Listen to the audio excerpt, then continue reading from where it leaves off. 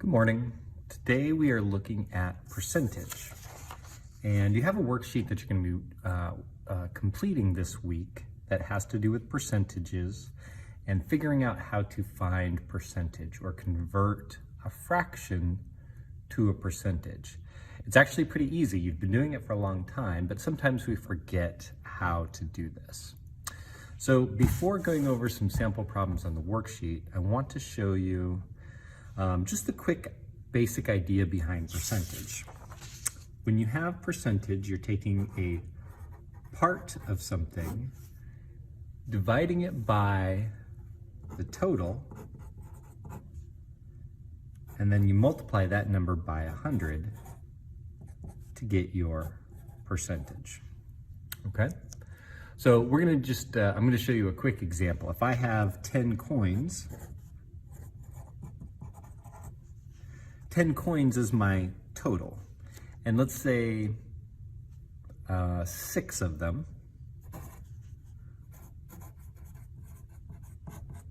are quarters. Okay, so I have 10 coins total, 6 of them are quarters. What percentage are quarters? Okay, now if these numbers are unusual and you have to calculate this, like you can't do it in your head, you just use this formula, part over the total. So the total here, is it 10 coins or is the total 6 quarters? Which one of these is the total amount?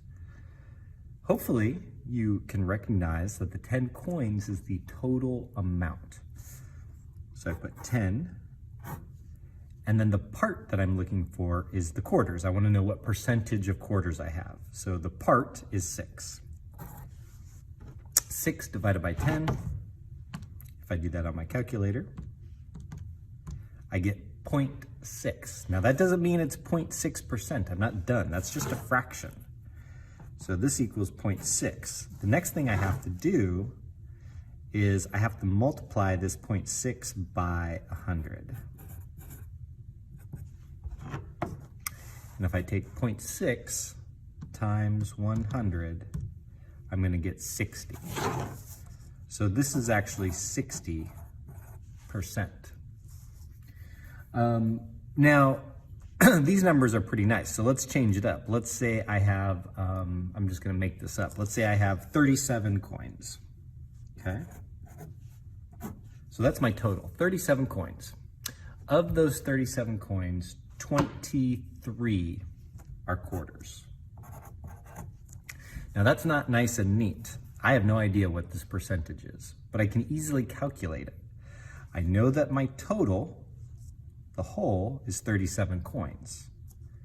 And I know the part that I'm looking for is the 23 quarters, okay? So I just do the same thing. The part is 23 divided by the whole of 37, and that's going to equal some number. 23 divided by 37 equals 0.62. Now again, that's not 0.62%. I have not gotten the percent yet. This is just a decimal. So multiply this by 100 and that'll give me 62%. What you may notice is that by multiplying it by 100, all I'm doing is moving the decimal over twice. That's what you're doing each time when you're calculating percent. You're just moving the decimal over twice. All right, so let's take a look at some of the actual problems on the worksheet. So if I flip back over to this side, it gives you some sample problems, but I did some sample problems too, going over the same ideas and concepts. We look down here, practice what you've learned. Express the following percentages as decimals. So, this first one, 52%. 52%. One thing that I could do is I could either move the decimal over the opposite direction, or what I could do would be to, instead of multiply by 100, I could divide by 100. So I can either go this way, here's my decimal place, and I move it over twice. That would equal a decimal of 0.52, But I can get the same number if I take that 52%, divide that by 100, and that will give me 0.52. Both of them come out the same, 0.52.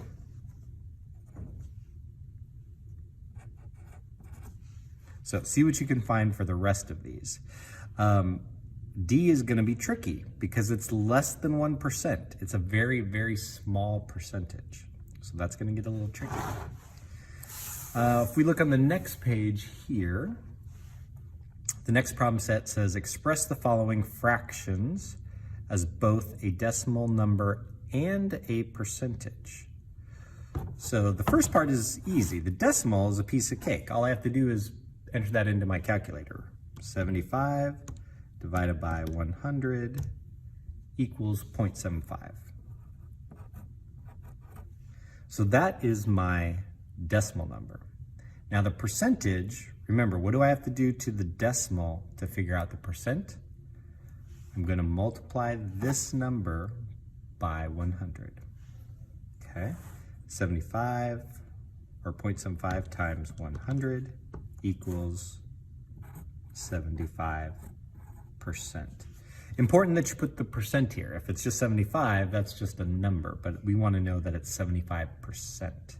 So 0.75 is the same thing as 75%. Okay. Let's do one more. Let's do B. So again, to find the decimal, I simply take 1 divided by 8 equals 0.125. So can you already figure out what percentage that is? Remember, I'm either going to multiply this by 100 or I'm going to move the decimal over twice. It's the same thing. So let's multiply by 100 and I get 12.5%. Okay. So do that with the rest of these. What you're going to notice though on a few of them, D and E, you're actually going to be over 100% because the part is bigger than the whole. Okay, moving on, let's do a few more. Change the following decimal numbers, which we have here, into both a fraction and a percentage. All right, well, the percentage is pretty easy. The percentage, I do the same thing that I did before. I have 0.3, so I can multiply 0.3 by 100, which gives me 30%. And as far as finding the fraction, well, there's a couple of different ways that you could do this. Once I know the percentage, I could put the whole thing over 100. That might be the easiest. So 30% is the same thing as 30 over 100. Now you could reduce this down to like 3 over 10. But for right now, it might just be easiest to put the percentage over 100. So let's do another one here. I've got a fraction of 0.12.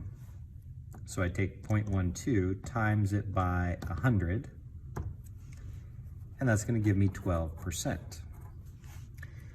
If I want to write the fraction, you can write 12 over 100. Again, this could be reduced to a more simplified version. But over 100 I think is good for our purposes. That's fine. 12 over 100 is good. Okay, let's keep going. Write true or false next to each equation. Okay, 2 and 2/5 equals 2.4 equals 24%. Well, right off the bat, I noticed that this decimal is over 1. 1 would be 100%. So it has to be higher than 24%. Okay. You can calculate this through and find out. So I'm going to say false. You can calculate it through.